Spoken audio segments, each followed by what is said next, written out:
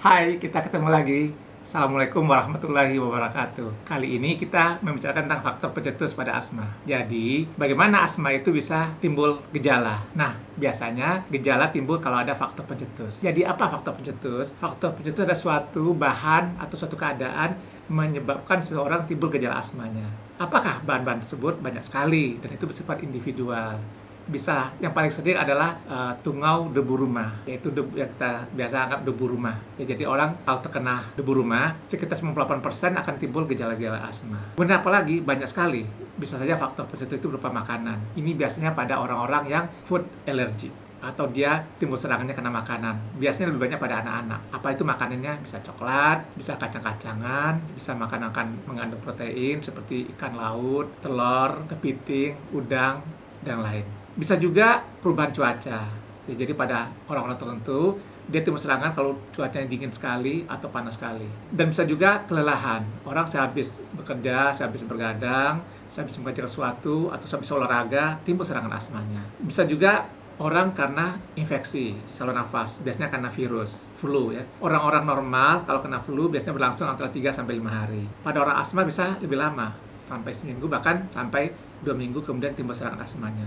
Dan bisa juga yang lain emosi, bisa ya, lebih banyak biasanya pada kaum perempuan dan juga bisa pada anak-anak, sehabis dimarahi, sehabis ujian nggak lulus, atau kalau anak muda habis putus pacar misalkan, atau orang-orang dewasa kadang habis kena PHK, timbul serangan asma. Dan ada juga keadaan yang lain, seperti bau-bauan yang menyengat. Ada orang-orang tertentu nggak bisa mencium bau, apakah parfum atau bau keringat orang dan sebagainya. Nah, bagaimana sebaiknya pasien asma sebaiknya mengenali apa faktor pencetusnya, dan dengan demikian sedapat mungkin menghindari. Karena dengan menghindari faktor pencetus, kita bisa menghindari timbulnya serangan asma. Kadang-kadang pasien asma tidak mengenali faktor pencetusnya. Nah, ini bisa kita latih, kita coba mengingat-ingat ya, karena biasanya faktor pencetus itu bersifat khas, spesifik untuk tiap orang. Nah, masalahnya kalau orang asmanya berat, biasanya faktor pencetusnya banyak sekali. Berbagai zat bisa sebagai faktor pencetus. Tapi kalau asmanya ringan, biasanya faktor pencetusnya hanya 1 atau 2, dan itu mudah dikenali. Bagaimana bisa mudah dikenali? Karena biasanya begitu dia terkena dengan faktor pencetus tersebut, maka serangannya timbul. Maka dia ingat, misalkan setiap dia masuk ke ruangan yang lembab ya, atau misalnya kamar mandi, dia merasa sesak, merasa berat. Nah, kemudian tempat yang lain juga demikian. Setiap masuk ruangan yang lembab, pengap, dia merasa sesak.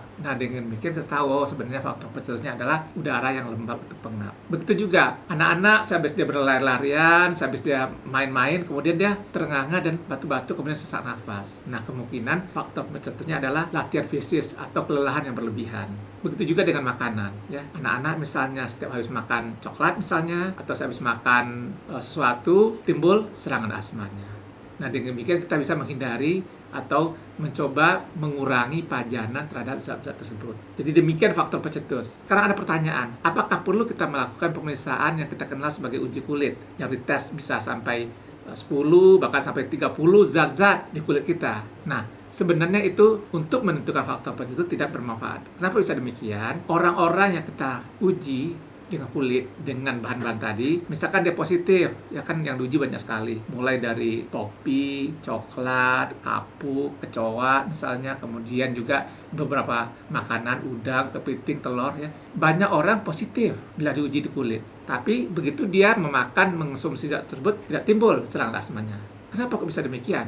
Karena asma adalah penyakit pada saluran nafas. Sedangkan kalau kita melakukan uji kulit, yang diuji adalah di kulit, bukan di saluran nafas. Jadi tidak sama kepositifan yang ada di kulit dengan kejadian terjadinya penyempitan saluran nafas. Jadi apa sebenarnya keuntungan uji kulit? Keuntungan uji kulit hanya menentukan apakah orang itu mempunyai alergi atau atopi. Makin banyak dia positif, menunjukkan alerginya, atopinya sangat kuat. Makin sedikit positifnya, berarti dia tidak begitu kuat alergi dan atopinya. Hanya itu informasi yang kita dapatkan dengan melakukan uji kulit. Jadi yang paling penting mengingat, mengenali faktor pencetus, dan mencoba menghindari. Baik, sampai kali ini dulu. Mudah-mudahan bermanfaat. Jangan lupa ya, subscribe. Sampai ketemu. Assalamualaikum warahmatullahi wabarakatuh.